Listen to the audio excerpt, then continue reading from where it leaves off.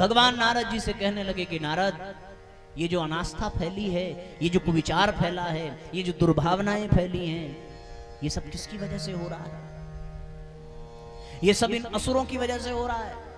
इसलिए जहां आप ये विकृतियां देखना, जब भाई भाई में न पटे तो जान लेना कि किसी एक भाई में दुर्योधन अवश्य बस रहा है। ये जान लेना। जब भाई भाई आपस में लड़ने लगे और एक भाई दूसरे भाई को घर से निकाल दे तो जान लेना कि किसी एक भाई के मन में बाली पैदा हो गया है और उसने सुग्रीव को धक्के मार कर निकाल दिया। किसी भाई के मन में रावण पैदा हो गया कि विभीषण को निकाल दिया। ये जान लेना भैया। यदि कोई देवरानी जेठानी में न बने तो दोष उस देवरानी को मत देना, क्योंकि उसके जीवन में अब कोई कैकेयी आ गई, अब कोई मंथरा आ गई है और उसका मन मस्तिष्क ऐसा बिगाड़ दिया कि फिर वो देवरानी अपनी बहन न बन सकी, वो सौतेली बन करके रही। ऐसा है। अब भगवान भला क्या करें, किसको मारे? भाई आपके भीतर बैठा कोई और, मारना था उसको, प्रहार करें आप पर, मरेंगे आप, वो तो बचा ही रह गया। इसलिए भगवान ने योजना बनाई। नारद जी ने कहा, प्रभु इसका विकल्प क्या है, फिर क्या होगा, कैसे हम लोग इस समस्या से दुनिया वालों को मुक्त करेंगे? ये तो सही बात है, इतने राम कहां से पैदा होंगे कि हर घर के रावण को मिटा सके? इतने भरत कहां से होंगे जो कैकेयी की आंखों को खोल सकें? कहां से ऐसी व्यवस्था होगी? बोलो भाई, टेंशन की बात है कि नहीं है? समझ रहे हो आप? गलत तो नहीं कह रहे? सच्चाई लग रही है ना कि हाँ साहब यही बात होगी, इसीलिए चारों तरफ ये समस्या आ रही है।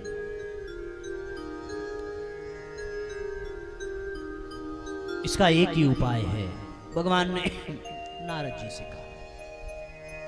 नारद, एक ही उपाय। बोले क्या? बोले ये जितने भी असुर हैं वो जाके कहां बैठे हैं? मनुष्य के मस्तिष्क में। कहां बैठे?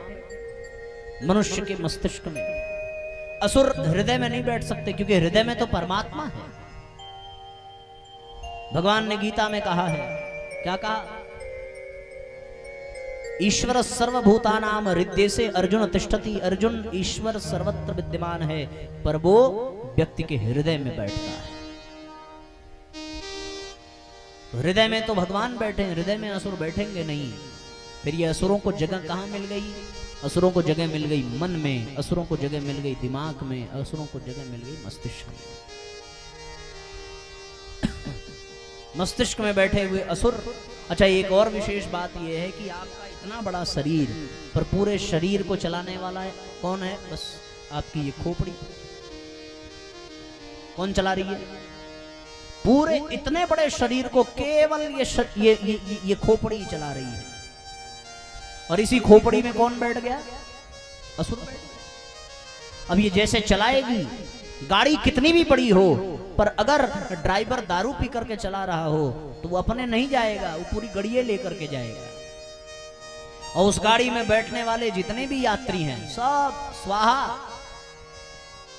उसी तरीके से पूरे शरीर को चलाने वाला ये मस्तिष्क, ये खोपड़ी, और इस खोपड़ी में बैठे असुर, तो ये शरीर, ये जीवन सब असुरता से भर जाएगा कि नहीं भर जाएगा? और इसीलिए इसका नाम क्या रखा? खोपड़ी। खोपड़ी।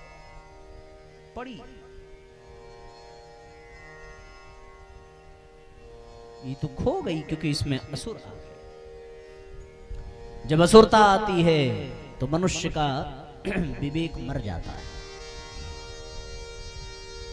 खो जाती है उसकी सद्बुद्धि, खो जाता है उसका वैराग्य, खो जाती है उसकी प्रज्ञा, कुंठित हो जाती है, मर जाता है विवेक। और फिर वो असुरता जिस प्रकार से प्रेरणा देती है उसी प्रकार वो व्यक्ति करने लगता है। दुर्योधन ने कृष्ण से यही कहा था कि जानामि धर्मम नच में प्रवृत्ति, जानाम्य धर्मम नच में निवृत्ति। मैं जानता हूं धर्म क्या है पर उसमें मेरी प्रवृत्ति नहीं है, मैं जानता हूं अधर्म क्या है पर उससे मेरी निवृत्ति नहीं है। केनोपि देवेन यथा हृदय स्थितेन यथा नियुक्तोस्मि तथा करोमि। वो जिधर नियुक्त कर देता है मैं वही करने लगता हूं। बात भी बिल्कुल सही है कि व्यक्ति वही करता है जो उसकी बुद्धि में बात आती है।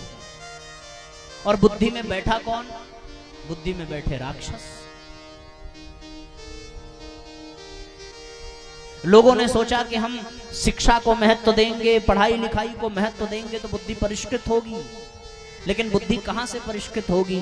शिक्षा प्राप्त करने वाले को साक्षर कहते हैं, है ना? साक्षर। और साक्षर को यदि आप पलट दें तो बन जाता है राक्षस। पलट के देखो, साक्षर और साक्षर को आप उलट दीजिए, क्या बन गया? राक्षस। पढ़ा लिखा इंसान ही राक्षस बन गया। क्यों भैया? क्योंकि बुद्धि में असुर था, उसने शिक्षा ग्रहण की, वो साक्षर बना, पर साक्षर बनते ही बुद्धि पलट गई और वो राक्षस बन गया। मनुष्य के ही शरीर में असुर है, मनुष्य के ही शरीर में देवता। इन असुरों के रहते हुए हमारा जीवन कभी सुखी नहीं हो सकता। इन असुरों के रहते हमारे भाइयों में प्रेम नहीं हो सकता। इन रावणों के रहते कभी धर्म स्थापित नहीं हो सकता। इन भस्मासुरों के रहते समाज का कल्याण नहीं हो सकता। इन असुरों को मिटाना होगा, अपनी बुद्धि से बाहर करना होगा, अपने दिमाग से निकाल कर फेंकना होगा, तब जाकर के बात बनेगी। अब ये होगा कैसे? फिर उसके बाद भगवान ने नारद जी से कहा कि हे प्रभु, ये कैसे होगा? तो उसके बाद परमात्मा ने बड़ी सुंदर बात कही कि नारद, उवाच भगवान स्तात दिग्भ्रांतान दर्शयाग्रतः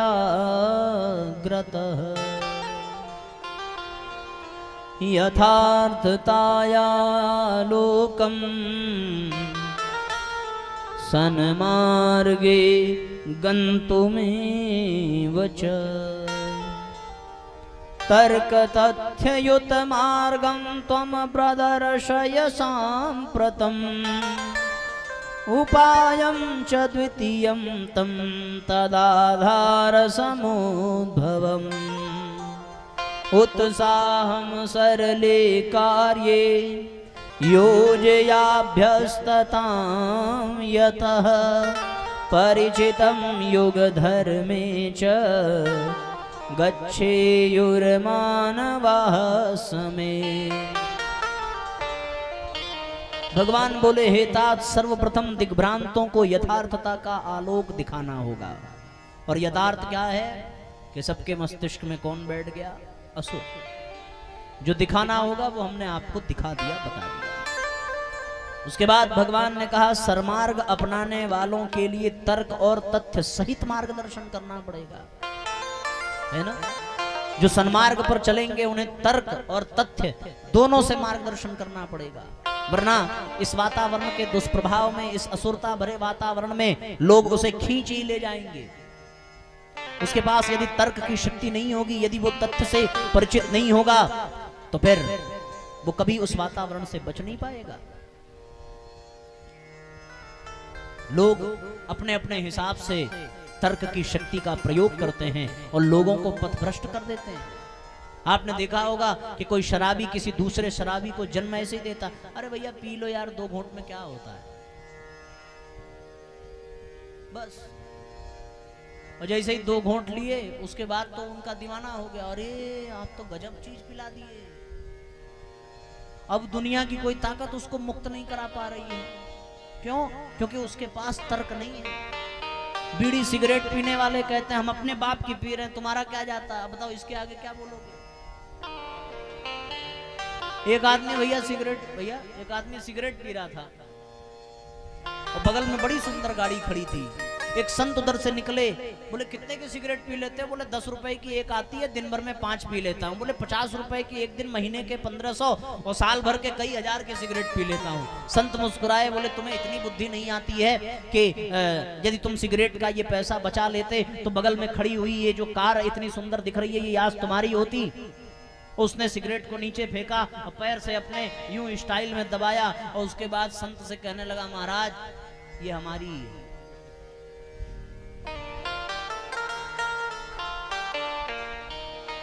तो तर्क और तथ्य से बताना पड़ेगा कि भैया कैसे तुम गलत रास्ते से बचोगे।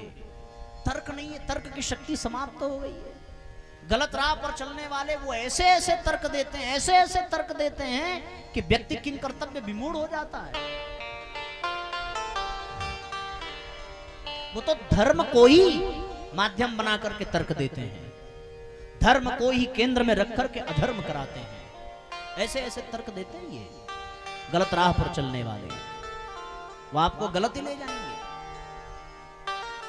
तो तर्क की शक्ति जब तक नहीं होगी, और तर्क की शक्ति तथ्य का आपको पता कैसे चलेगा, जब आप सत्संग में आएंगे तभी आपको पता चलेगा। भगवान यही कहते हैं कि नारद, तर्क और तथ्य से मार्गदर्शन करना पड़ेगा, उनको स्पष्ट बताना पड़ेगा, वरना तो दुनिया बड़ी चालाक है। एक जगह चर्चा हो रही थी, एक आदमी बहुत दुखी। पूछा भाई क्या हो गया, क्यों मुंह लटकाए खड़े हो? महाराज इस साल मेरा 14 करोड़ का नुकसान हो गया। बड़ा 14 करोड़, एकदम रोने लगा। इतने में उनकी पत्नी निकल करके आई।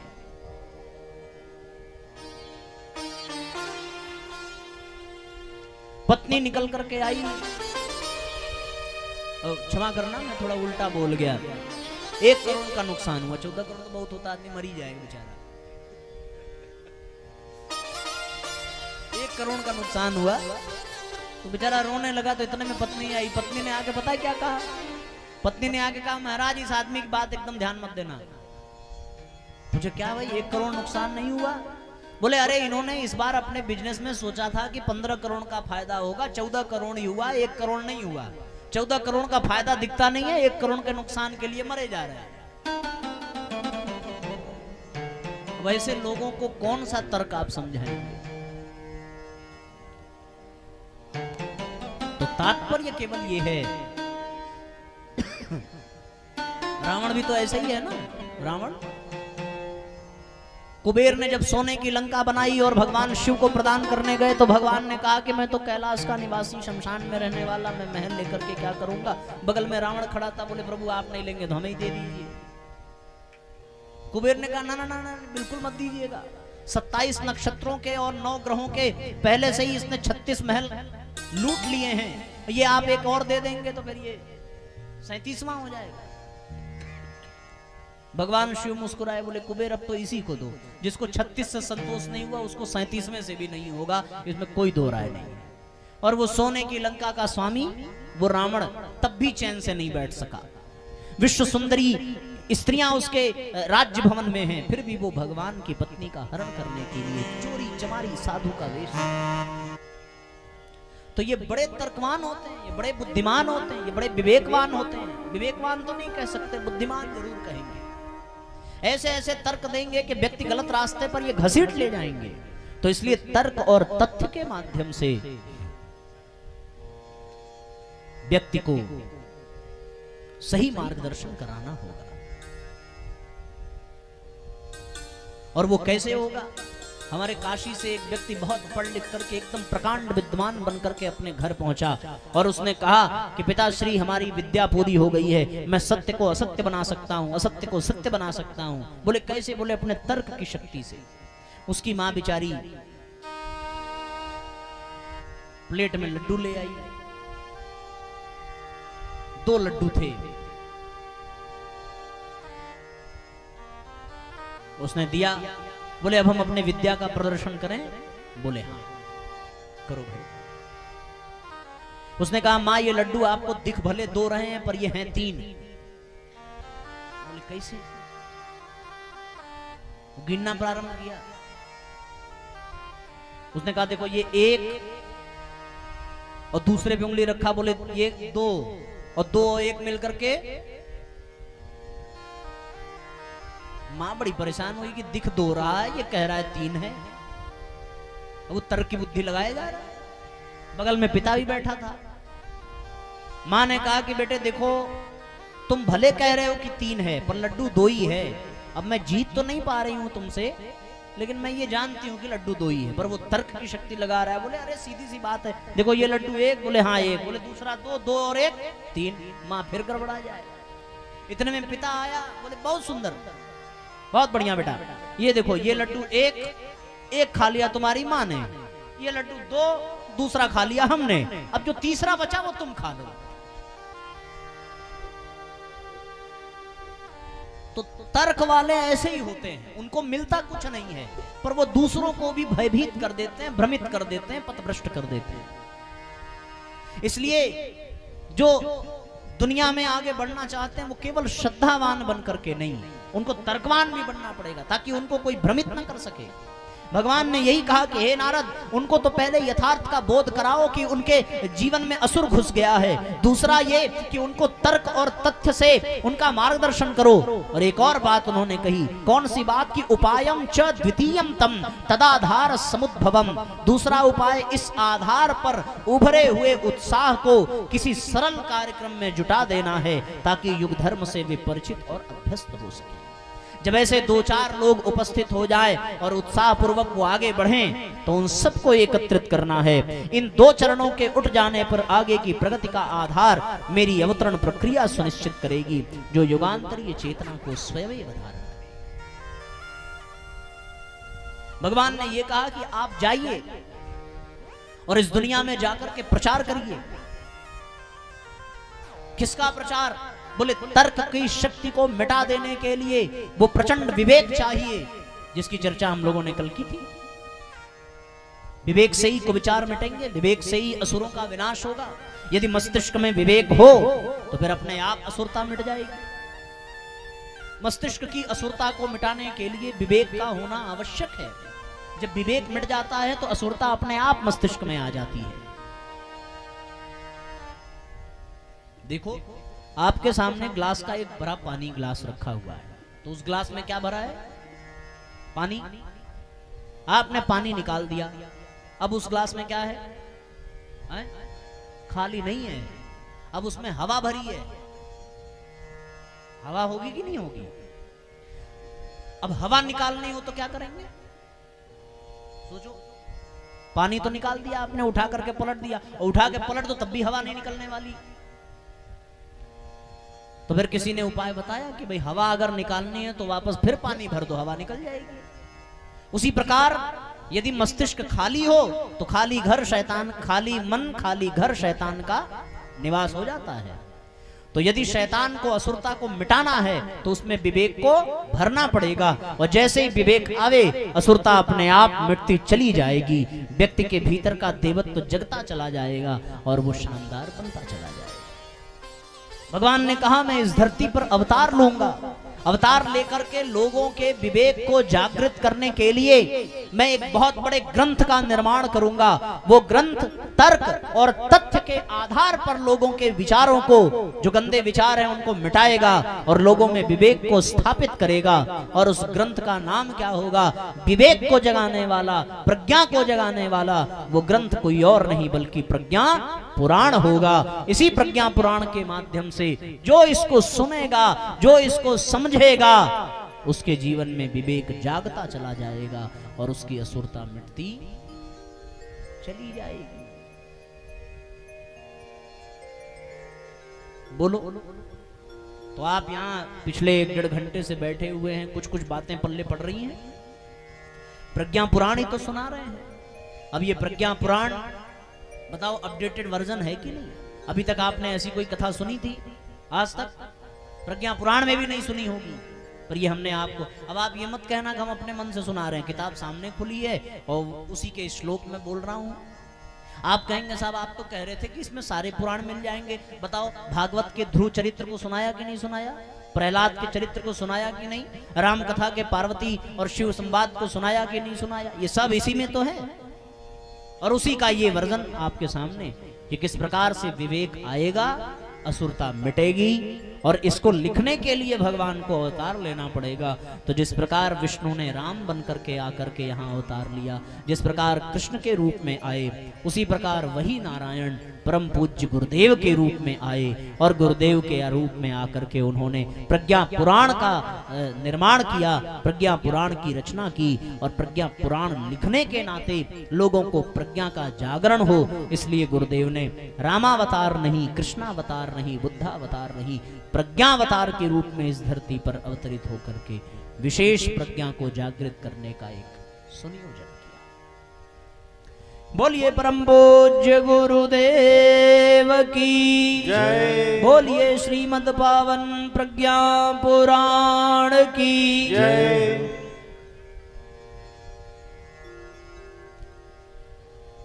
इस तरीके से साथियों प्रज्ञा पुराण लोगों के अज्ञान के अंधकार को मिटाती है और उनके विवेक को जागृत करती है। जब विवेक जागृत हो जाता है तो उनके भीतर की समस्त दुख बाधाएं समाप्त हो जाती हैं और जब उनके जीवन की दुख बाधाएं मिट जाती हैं तो उनका जीवन धन्य धन्य धन्य बन जाता है। दोनों हाथ ऊपर उठा करके एक साथ जय घोष करेंगे और उसके बाद भावपूर्वक श्रीमद् पावन प्रज्ञा पुराण कथा का आश्रय लेते हुए हम सभी यात्रा को आगे बढ़ाते चलेंगे। बोलिए पावन प्रज्ञा पुराण की जय। बोलिए प्रज्ञावतार की जय। बोलिए परम पूज्य गुरुदेव की जय।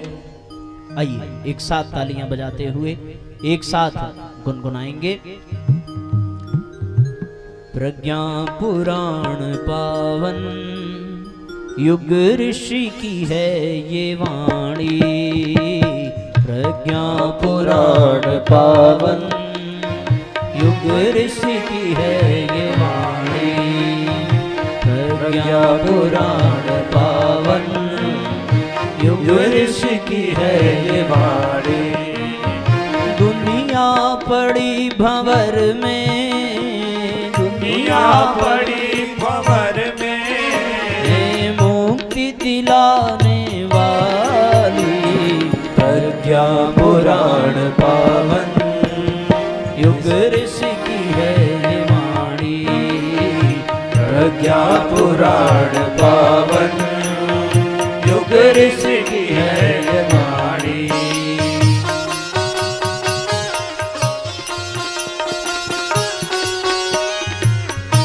एक साथ तालियां बजाइए।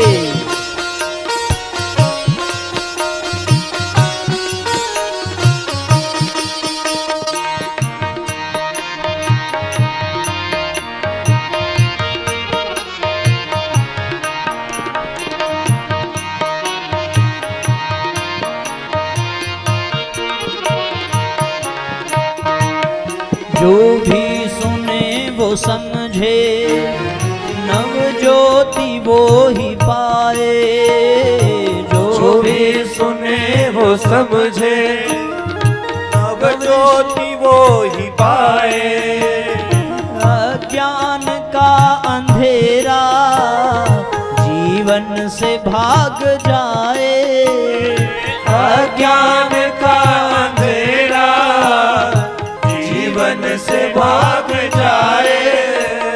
अज्ञान के तिमिर से, अज्ञान के तिमिर से हर भक्त को बचाती। प्रज्ञा पुराण पावन युग ऋषि की है ये वाणी। प्रज्ञा पुराण पावन युग ऋषि की है ये वाणी। दुनिया पड़ी भंवर में, दुनिया पड़ी भंवर में मुक्ति दिलाने वाली। प्रज्ञा पुराण पावन युग ऋषि की है ये वाणी। प्रज्ञा पुराण पावन युग ऋषि की है ये वाणी।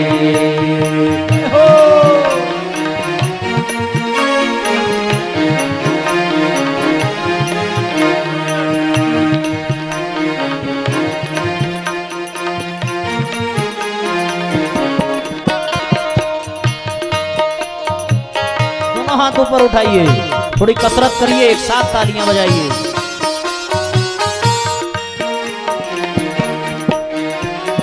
जड़ता भरी है मन में, उसको हटाएं इससे। जड़ता भरी है मन में, उसको हटाएं इससे। जीवन को कर ले विकसित, सद्ज्ञान ध्यान इससे। जीवन को कर ले विकसित, सद्ज्ञान ध्यान इससे। कर देती धन्य जीवन, कर देती धन्य जीवन, संकट मिटाने वाली प्रज्ञा पुराण पावन। युग ऋषि की है ये वाणी, प्रज्ञा पुराण पावन। युग ऋषि की है ये वाणी।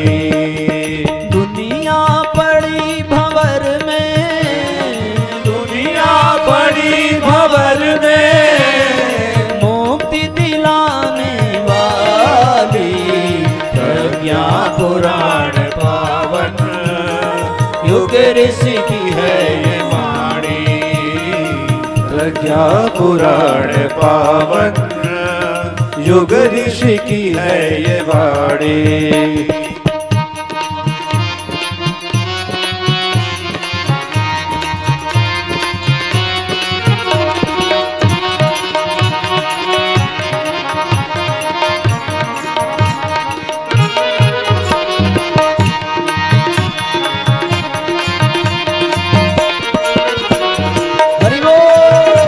बोलिए पावन प्रज्ञा पुराण की।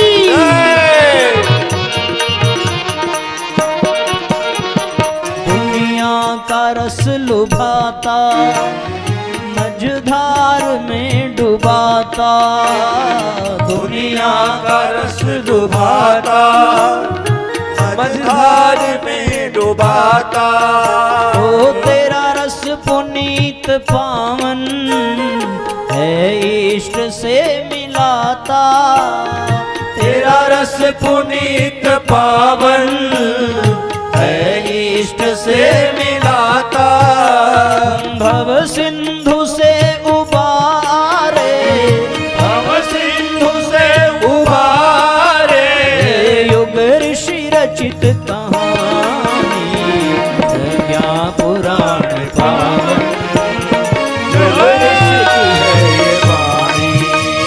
प्रज्ञा पुराण पावन। युग ऋषि की है ये वाणी।